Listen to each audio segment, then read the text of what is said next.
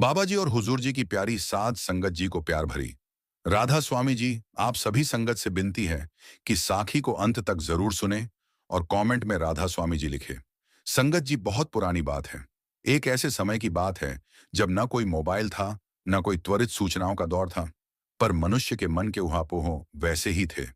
और उसी दौर में एक नगर में सुखदेव नाम का एक बड़ा व्यापारी रहता था, जो अपनी बुद्धि और चतुराई के लिए पूरे क्षेत्र में मशहूर था। और उसने अपनी जिंदगी में कभी किसी की बात को बिना परखे नहीं माना था, बल्कि वह हर बात को तराजू पर तोलता था, हर सलाह को अपनी अक्ल की कसौटी पर कसता था। और उसी के बल पर उसने अपना साम्राज्य खड़ा किया था। पर जब बात आई सदगुरु के वचनों की, तो उसकी वही अक्ल उसके काम नहीं आई, बल्कि उसी अक्ल ने उसे सबसे बड़ी भूल करने पर मजबूर कर दिया। उसके गांव में एक बहुत ही सादा जीवन जीने वाला साधु आया करता था, जो न किसी भीड़ में बैठता था, न कोई प्रवचन देता था, बल्कि गांव के बाहर एक पुराने बरगद के पेड़ के नीचे चुपचाप बैठा रहता था। और जो कोई उसके पास जाता, वह कुछ कहता नहीं था, सिर्फ उसकी आंखों में देखता था। और उसे एक दृष्टि में ही सारी बातें समझ आ जाती थीं। पर सुखदेव को यह साधु बिल्कुल नहीं जमता था, क्योंकि उसका मानना था कि जो व्यक्ति व्यापार की पेचीदगियां नहीं समझता, वह जीवन की कोई बड़ी बात नहीं बता सकता।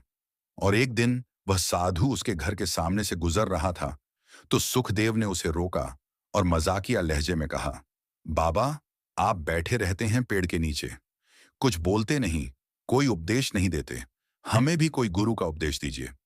साधु ने शांति से सुखदेव की ओर देखा और कहा, बेटा, एक ही बात कहूंगा, और यह बात बहुत कीमती है, सुन लेना। सदगुरु की बात कभी नजरअंदाज मत करना, चाहे वह बात तुम्हारी समझ में आए या न आए, क्योंकि जो बात वे कहते हैं वह तुम्हारे भविष्य की नींव होती है। और यदि तुमने उसे टाला या उसका मजाक उड़ाया, तो फिर पछताओगे, पर तब तक बहुत देर हो चुकी होगी। सुखदेव यह सुनकर जोर से हंसा और बोला, बाबा, आप तो डरा रहे हो। मैंने जीवन में किसी की बात नहीं मानी, और आज यहां हूं तो इतना सफल हूं, तो आपकी यह बात भी मैं यूं ही सुनकर रख दूंगा, अमल नहीं करूंगा। साधु मुस्कुराया और चुपचाप आगे बढ़ गया, पर उसकी आंखों में एक करुणा थी, जैसे कोई माँ अपने बच्चे को कुआं खोदते देख रही हो, और बच्चा यह नहीं जानता कि नीचे पानी नहीं, सिर्फ कीचड़ है। उसी रात सुखदेव के स्वप्न में वही साधु आया, और उसने कहा, सुखदेव, तुमने आज मेरी बात सुनकर टाल दी, पर मैं तुमसे प्रेम रखता हूं, इसलिए एक बार फिर कह रहा हूं, सदगुरु के वचनों को हल्के में मत लेना, क्योंकि वे शब्द नहीं, वे अग्नि के अंगारे हैं, जो दिल में उतरें तो प्रकाश करें, और नजरअंदाज हों तो सारा जीवन जला दें। सुखदेव ने सपने में भी उसकी बात को अनदेखा कर दिया, और अगली सुबह उठकर वह अपने काम में लग गया। और कुछ दिन ऐसे ही गुजर गए, जैसे कोई घटना ही ना हुई हो।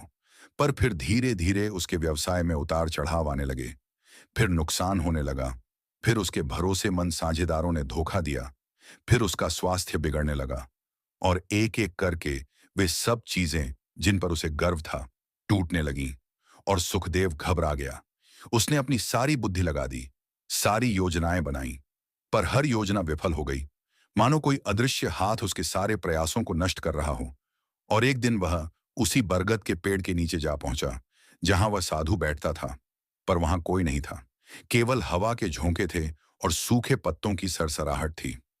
सुखदेव ने अपनी आंखें बंद कर लीं, और उसके मन में वह साधु का वाक्य गूंज उठा, सदगुरु की बात नजरअंदाज की तो पछताओगे। और तब उसे एहसास हुआ कि वह साधु कोई साधारण व्यक्ति नहीं था, बल्कि उसी का एक रूप था जिसे हम सदगुरु कहते हैं। और उसने अपनी सारी उपेक्षा पर पछतावा किया, और रोते हुए उसी पेड़ के नीचे बैठकर प्रार्थना की, हे सदगुरु, मैं अंधा था, मैंने तेरी बात नहीं मानी, अब मेरी सब बुद्धि धूल में मिल चुकी है, मुझे बस एक रास्ता दिखा दे। और उसी प्रार्थना के बीच उसे एक हल्की सी आवाज सुनाई दी, सुखदेव, अब भी मौका है, बस तू सिमरन कर, अपने मन को भीतर ले जा, और उस शब्द से जुड़ जा जो कभी टूटता नहीं। मैंने तुझे पहले ही चेतावनी दी थी, पर अब भी पछताने से काम चल सकता है, बशर्ते तू सच्चे मन से अपनी गलती मान ले। सुखदेव ने उसी क्षण अपना सिर झुका लिया, और उसने पहली बार अपने जीवन में बिना किसी शर्त के, बिना किसी विश्लेषण के, एक सरल सा सिमरन करना शुरू कर दिया। वह सिर्फ अपनी सांसों के साथ सोहम सोहम का भाव दोहराता रहा, और धीरे धीरे उसके रोएं खड़े हो गए और उसे लगा कि जैसे उसके भीतर का कोई बंद दरवाजा खुल गया है और उस दरवाजे के पार एक विशाल शून्य है और उस शून्य में वही साधु खड़ा है और कह रहा है, अब तू आ गया, अब डर मत, मैं हूं तेरे साथ।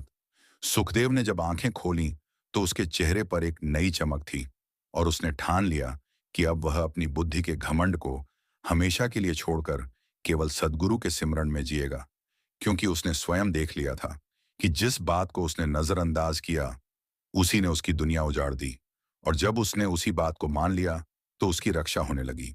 अब सुखदेव की कथा दूसरे पड़ाव पर पहुंचती है, जहां वह व्यापारी तो पहले जैसा नहीं रह गया था, क्योंकि उसने अपने आडंबर और अहंकार के सारे कपड़े उतार फेंके थे और वह एक साधारण से मनुष्य की तरह रहने लगा था। पर दुनिया के लोग उसकी इस दशा पर हंसते थे, क्योंकि उन्हें लगता था कि यह आदमी पागल हो गया है, जिसने अपना सब कुछ खो दिया और अब पेड़ के नीचे बैठकर कुछ बुदबुदाता है। पर सुखदेव को अब इन बातों से कोई मतलब नहीं था, क्योंकि उसके भीतर एक ऐसा सुख पैदा हो चुका था जो बाहरी तारीफ या निंदा से ऊपर था, और वह दिन रात सिमरन में डूबा रहता था। कभी कभी तो उसे भूख प्यास का भी होश नहीं रहता था। और उसकी यह अवस्था देखकर एक दिन उसके पुराने मित्र आए और बोले, सुखदेव, ये क्या कर रहे हो तुम? ये सिमरन क्या है? तुमने अपनी बुद्धि क्यों गंवा दी? अगर सद्गुरु की बात मानना ही है तो क्या वह तुम्हें फिर से व्यापार नहीं दिला सकते? सुखदेव ने शांति से उनकी ओर देखा और कहा, मित्रों, मैंने सद्गुरु की बात नजरअंदाज की तो मेरा व्यापार चला गया, और जब मैंने उनकी बात मानी तो मुझे वह मिल गया जो कभी जाता नहीं। अब मैं व्यापार की परवाह नहीं करता, मैं तो बस सिमरन का व्यापार कर रहा हूं, और यह सबसे लाभकारी व्यापार है। वे मित्र उसे समझ न सके और चले गए, पर सुखदेव पर इसका कोई असर नहीं हुआ। वह अपनी साधना में लगा रहा। एक दिन जब सुखदेव गहरे सिमरन में था, उसने अपने भीतर एक दृश्य देखा। उसके सामने एक अद्भुत प्रकाश था और उस प्रकाश के बीच में एक शब्द गूंज रहा था, और वह शब्द यह था, सुखदेव, तूने सीख लिया कि सद्गुरु की बात को नजरअंदाज करने का परिणाम क्या होता है, पर अब तू दूसरों को भी यह सिखा, क्योंकि धरती पर बहुत से लोग ऐसे हैं जो अपने अहंकार के कारण अपने सद्गुरु के वचनों को हल्का समझते हैं और बाद में पछताते हैं। तू उनके लिए एक उदाहरण बन। सुखदेव ने यह सुनकर प्रण किया कि जब भी कोई उसके पास आएगा वह उसे यही समझाएगा कि सद्गुरु के वचनों की अनदेखी करना अपने पैरों पर कुल्हाड़ी मारने के समान है। और ऐसा ही हुआ। धीरे धीरे लोग उसके पास आने लगे, क्योंकि सुखदेव की आंखों में एक अजीब सी शांति थी जिसे देखकर मन को ठंडक मिलती थी। और वह उनसे कहता, भाई, जीवन में जो सबसे कीमती चीज है वह है सद्गुरु का वचन। भले ही वह तुम्हें कैसा भी लगे, उसे कभी नजरअंदाज मत करो, क्योंकि वह वचन तुम्हारे अहंकार को तोड़ने के लिए होता है, और जब अहंकार टूटता है तो सच्चाई के दर्शन होते हैं। एक बार एक युवक आया जिसे अपने पिता से हमेशा यही सुनने को मिलता था कि सिमरन करो, सद्गुरु की शरण में जाओ। पर वह युवक हमेशा उनकी बात को टाल देता था और अपनी जवानी के नशे में चूर रहता था। और अब उसी युवक के साथ एक हादसा हो गया था। वह अपंग हो गया था, और तब उसे अपने पिता की बात याद आई और वह सुखदेव के पास रोता हुआ आया। सुखदेव ने उसे गले लगाया और कहा, बेटा, अब पछताने से क्या होगा? अभी भी समय है, तू सिमरन कर, क्योंकि सिमरन ही एक ऐसी औषधि है जो शरीर के टूटने पर भी मन को पूरा रखती है। और याद रख, सद्गुरु की बात को नजरअंदाज नहीं करना, वरना फिर वही हाल होता है जो मेरा हुआ और तेरा हुआ। उस युवक ने सुखदेव के साथ बैठकर सिमरन किया और धीरे धीरे उसका मानसिक दुख कम होने लगा, और उसने अपनी अपंगता को स्वीकार करना सीख लिया, और वह भी दूसरों को सद्गुरु के वचनों का महत्व समझाने लगा। सुखदेव के इसी प्रभाव से उसके आसपास एक छोटा सा सत्संग जमा हो गया, जहां लोग बिना किसी रीति रिवाज के बस चुपचाप बैठकर सिमरन करते थे, और वातावरण में एक अद्भुत ऊर्जा का संचार होता था। और एक दिन सुखदेव के उस पुराने मित्र ने, जिसने उसे पागल कहा था, वापस आकर उससे क्षमा मांगी और कहा, सुखदेव, तूने सही कहा था, मैं भी अपने जीवन में उलझा हुआ हूं, मुझे भी सिमरन सिखा। सुखदेव ने उस मित्र को सीख दी और उस मित्र को भी शांति मिली, और उसने अपने व्यापार में ईमानदारी और संतोष को स्थान दिया, जिससे उसका व्यापार और भी अच्छा चलने लगा। पर अब वह मित्र घमंडी नहीं था, क्योंकि उसे पता था कि यह सब सद्गुरु की कृपा का फल है, न कि उसकी अपनी बुद्धि का। तीसरे भाग में आते आते सुखदेव का नाम उस पूरे क्षेत्र में एक संत के रूप में फैल चुका था। लेकिन वह स्वयं को कभी संत नहीं कहता था, क्योंकि उसे लगता था कि वह तो एक बड़ा मूर्ख था जिसने सद्गुरु की बात को नजरअंदाज कर दिया था, और अब वह लोगों को यही समझाने का काम कर रहा था कि ऐसा ना करें। और एक दिन उसके पास एक बहुत ही प्रभावशाली जमींदार आया जिसका नाम रणवीर था। और रणवीर बड़े अहंकारी स्वभाव का था। उसने सुखदेव से कहा, मैंने सुना है कि तुम बड़ी बड़ी बातें करते हो, पर मैं तुमसे प्रश्न पूछूंगा कि यदि सद्गुरु की बात मानना ही इतना जरूरी है, तो क्या उनकी बात मानने से मेरा कर्ज चुक जाएगा? क्या मेरी फैक्ट्री वापस चल पड़ेगी? सुखदेव ने शांति से उत्तर दिया, रणवीर जी, सद्गुरु की बात मानने का मतलब यह नहीं है कि आपके बाहरी संकट तुरंत हल हो जाए, बल्कि इसका मतलब यह है कि आपके भीतर के संकट हल हो जाएं। और जब भीतर शांति होगी, तो बाहर के संकट से निपटने की शक्ति भी आपको मिल जाएगी। पर यदि आपने उनकी बात नजरअंदाज की, तो भीतर का संकट बढ़ता जाएगा और फिर बाहर का संकट कभी हल नहीं होगा। रणवीर को यह बात अच्छी नहीं लगी और वह बोला, ये तो बातें हैं, मुझे ठोस समाधान चाहिए। सुखदेव ने कहा, ठोस समाधान यह है कि तुम अपने अहंकार को छोड़ो और एक सरल सिमरन करो। दिन में कुछ ही देर बस अपने मन को उस एक में लगाओ, फिर देखो परिणाम। रणवीर हंसकर चला गया और उसने सुखदेव की बात को पूरी तरह नजरअंदाज कर दिया, जैसे सुखदेव ने पहले किया था। और कुछ ही महीनों में रणवीर का सारा कर्ज उस पर भारी पड़ गया। उसकी फैक्ट्री पूरी तरह बंद हो गई और उसके घर में कलह शुरू हो गई। और वह रणवीर एक दिन सुखदेव के पास टूट कर आया और बोला, मैंने वही भूल कर दी जो तुम कर चुके हो, अब मुझे बचाओ। सुखदेव ने उससे कहा, रणवीर, अब भी मौका है, बस पछतावे को अपनी ताकत बना और सिमरन को अपना सहारा बना। क्योंकि सद्गुरु की यह बात तूने नजरअंदाज की तो तुझे दुख मिला, और अब यदि तू इसे मान लेगा तो सुख मिलेगा। यही नियम है। रणवीर ने सच्चे मन से सिमरन करना शुरू किया और धीरे धीरे उसके जीवन में बदलाव आने लगे। पहले उसकी सोच बदली, फिर उसके व्यवहार बदले, फिर उसके आसपास के लोगों ने उसकी मदद करना शुरू कर दिया। और 1 साल के भीतर उसने अपनी फैक्ट्री दोबारा खोली। पर इस बार वह पहले जैसा अहंकारी नहीं था, बल्कि उसने अपनी सफलता का श्रेय सद्गुरु के वचनों को दिया और वह भी सिमरन का प्रचार करने लगा। यह देखकर सुखदेव को बहुत संतोष हुआ, क्योंकि उसे लगा कि अब उसकी अपनी भूल दूसरों के लिए सीख बन गई है। और वह उस पुराने साधु को याद करके मुस्कुराया जिसने उसे पहले ही चेतावनी दे दी थी। और उसने सोचा, काश उसने पहले ही उस चेतावनी को गंभीरता से लिया होता तो उसे इतना दुख नहीं उठाना पड़ता। पर उसने यह भी जाना कि सद्गुरु की कृपा ऐसी होती है कि वे तुम्हें डूबने देते हैं ताकि तुम तैरना सीख जाओ, और फिर जब तुम तैरने लगो तो तुम दूसरों को भी तैरना सिखा सको। और यही सुखदेव की कहानी का सबसे बड़ा संदेश है कि सद्गुरु की बात को नजरअंदाज करना अपने ही विनाश को बुलावा देना है, और उस बात को मान लेना सबसे बड़ी सुरक्षा है। अब सुखदेव का जीवन चौथे चरण में प्रवेश कर चुका था, जहां उसकी सारी बाहरी विपदाएं धीरे धीरे समाप्त हो गई थीं और उसका मन पहले से कहीं अधिक स्थिर हो गया था। और वह अपने अनुभवों के आधार पर लोगों को समझाता था कि सद्गुरु के वचनों की अनदेखी का परिणाम क्या होता है। और एक बार उसके पास एक ऐसा व्यक्ति आया जिसने कभी सद्गुरु का नाम तक नहीं सुना था, और वह पूरी तरह से नास्तिक था। और उसने सुखदेव से कहा, तुम जो कहते हो वह मानने में मुझे कोई दिलचस्पी नहीं है, क्योंकि मैं केवल वही मानता हूं जो मैं देख सकूं। सुखदेव ने उससे कहा, भाई, क्या तूने हवा देखी है?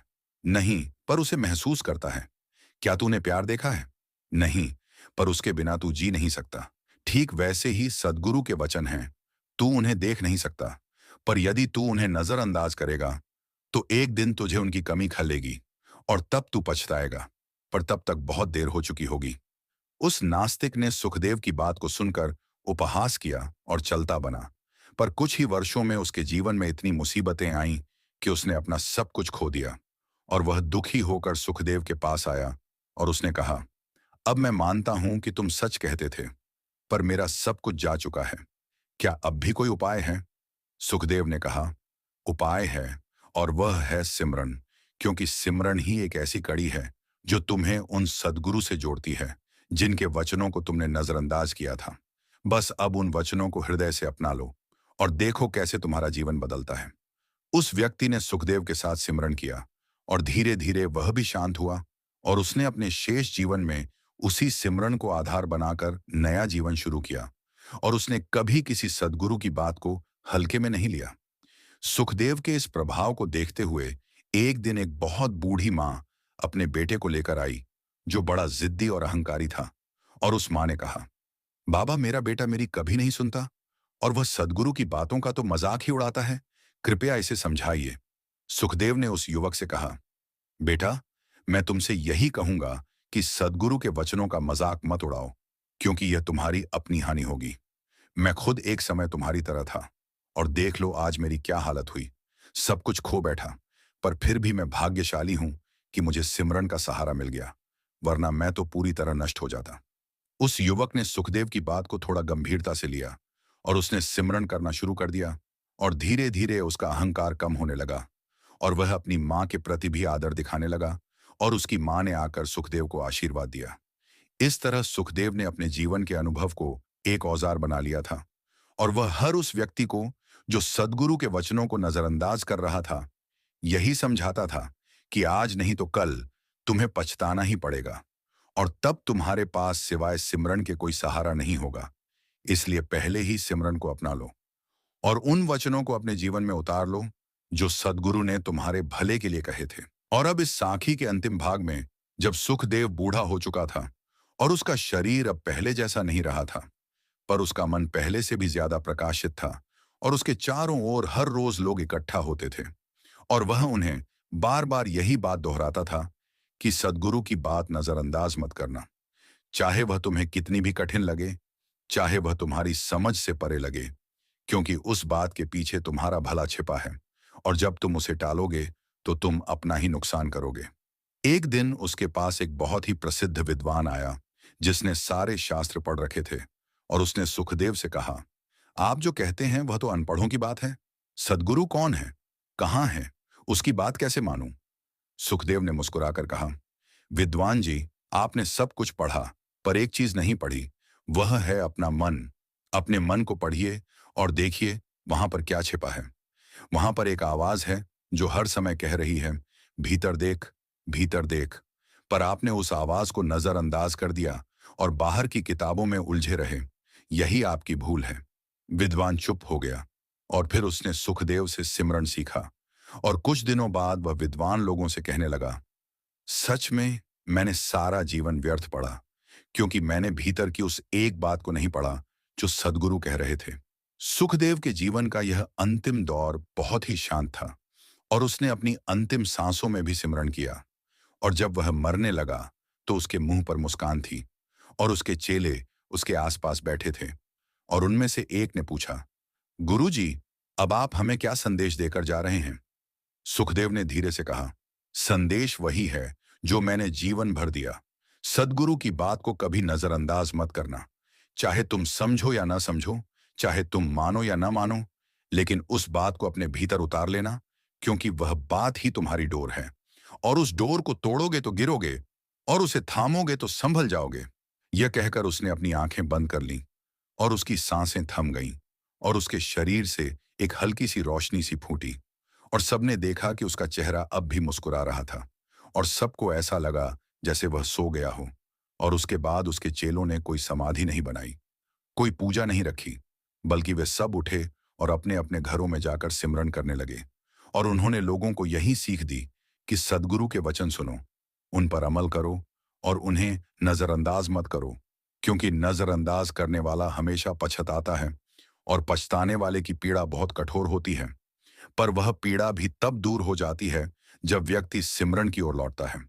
इसलिए इस साखी का निचोड़ यही है कि आप जीवन में चाहे जितने भी सफल हों, चाहे जितना भी धन कमा लें, चाहे जितनी भी बुद्धि रखते हों, पर यदि आपने सद्गुरु के उस एक वचन को नजरअंदाज कर दिया जो आपको भीतर की यात्रा पर बुला रहा है, तो आप एक दिन खाली हाथ पछताएंगे और तब आपको एहसास होगा कि असली संपदा तो वह सिमरन है जिसे आपने टाला था।